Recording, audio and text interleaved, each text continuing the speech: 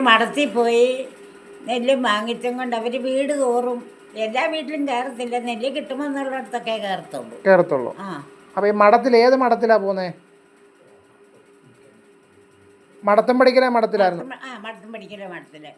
അത് അളവിന്റെ ചുമതല തെക്കേക്കര ഈ നെടുവേലിക്കാർക്കാന്ന് എനിക്ക് തോന്നുന്നത്. അവർക്ക് ഈ പിന്നെ ആറന്മുള ഇല്ലത്തെ വസ്തുക്കളൊക്കെ ഇവിടെ ഇല്ലായിരുന്നു. മൂസന്മാര് ആയിരുന്നോ?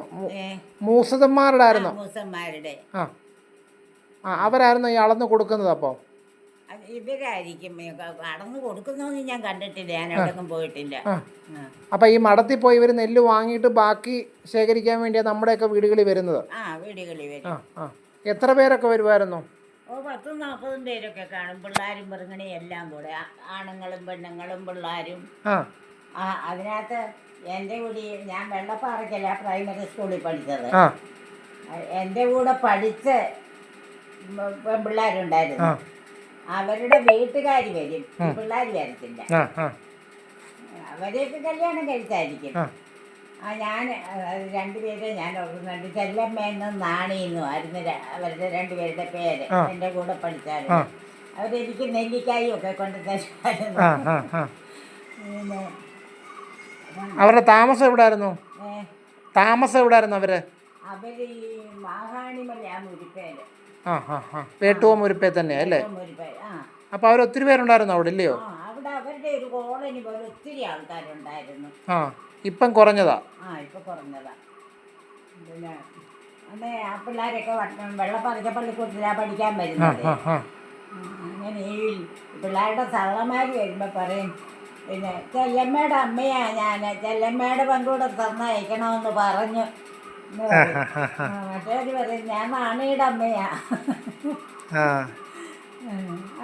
പിന്നെ ഞാൻ അവരുടെ കാര്യങ്ങളൊക്കെ ചോദിക്കുകയൊക്കെ ചെയ്യും. ഇങ്ങനെ കുറച്ചു നേരം വർത്താനം പറഞ്ഞൊക്കെ നിൽക്കും. വേറെ ആൾക്കാർ ഓണവുമായി ബന്ധപ്പെട്ട് വരാറുണ്ടോ ഇതേപോലെ? വേറെ ഏതെങ്കിലും ആൾക്കാർ, വംശത്തിൽപ്പെടുന്ന ആൾക്കാർ ഇതേപോലെ പുള്ളുവർ അങ്ങനെയുള്ള ആൾക്കാർ വല്ലതും വന്നതായിട്ട് ഓർമ്മയുണ്ടോ?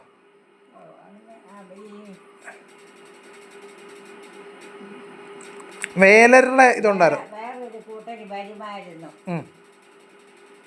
പാണന്മാര്, പാട്ട് പാടാൻ. അവര് പാടി ചോദിക്കുന്നത് നമ്മൾ കൊടുക്കണം. അങ്ങനെയായിരുന്നു. ഒരു പുരുഷനും ഒരു സ്ത്രീയും കാണും, ചിലപ്പോൾ അവരോട് പിള്ളേർ വല്ലവരും കാണും.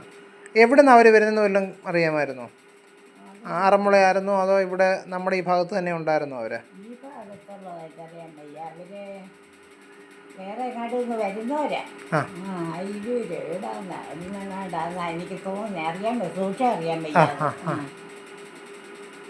ഒരു വെളുപ്പാക്കാലത്ത് രാത്രിയിലാ വരുന്നേ. വരുമ്പം ഉടുക്ക് കൊട്ടും. ഉടുക്ക് കൊട്ടുമ്പോൾ അത് കേട്ടും കൊണ്ട് നമ്മൾ ഉണർന്ന് നിലവിളക്ക് കത്തിച്ച് വെക്കും. നിലവിളക്ക് കത്തിച്ച് വെക്കുമ്പം അവര് മുറ്റത്തിരുന്ന് പാടും. നമ്മൾ മുറ്റത്തേക്ക് വിളക്ക് കത്തിച്ച് വെക്കും, അവര് മുറ്റത്തിരുന്നും കൊണ്ട് പാടും. എന്തോ പാട്ട് പാടാന്ന് വല്ല ഓർമ്മയുണ്ടോ? ആനത്തടിയോളം വെണ്ണ തരാമെന്നും പറഞ്ഞൊരു പാട്ട് പാടുമായിരുന്നു. എനിക്ക് എത്രയേ എനിക്കറിയത്തുള്ളൂ. അങ്ങനെ 1-2 പാട്ട് പാടിക്കഴിയുമ്പം അവര് തേങ്ങായും ചോദിക്കും, അങ്ങനെയൊക്കെ ഓരോന്ന് ചോദിക്കും. നമ്മൾ നെല്ല് കൊടുക്കും. നെല്ല് കൊടുത്തു കഴിഞ്ഞാൽ അവർ ചോദിക്കുന്നത് എന്തെങ്കിലും ഒരു കൂട്ടമായിരിക്കും ചോദിക്കുന്നത്. തേങ്ങ ചോദിച്ചാൽ ഒരു തേങ്ങ കൊടുക്കും. അങ്ങനെയൊക്കെയായിരുന്നു. അത് കഴിയുമ്പോൾ അവരൊക്കെ വേറെ വീട്ടിൽ പോകും. അപ്പം നേരം വെളുക്കുന്ന സമയത്താണ് വരുന്നത്, വെളുപ്പിനെയാണ് വരുന്നത് അല്ലേ? രാത്രി തന്നെ വെളുപ്പിനെയാണ് വരുന്നത്? അല്ല, വെളുപ്പാങ്കാലമൊന്നുമില്ല, രാത്രിയിൽ എപ്പോഴേലും ഒരു സമയത്ത് വരും. നമ്മളൊക്കെ കിടന്നു കഴിഞ്ഞാൽ അന്നൊക്കെ കിടക്കുമ്പോൾ 10 മണി 11 മണിയൊക്കെ ആകുന്നില്ല. കിടന്നു കഴിഞ്ഞായിരിക്കും ചിലപ്പം വരുന്നത്.